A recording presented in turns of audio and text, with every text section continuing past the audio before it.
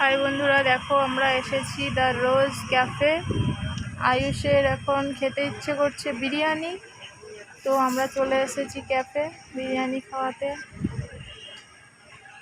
দেখো ক্যাফটা তোমাদের সঙ্গে দেখিয়ে নিই একটু। এই যে মহারাজ গেছিল অর্ডার করতে।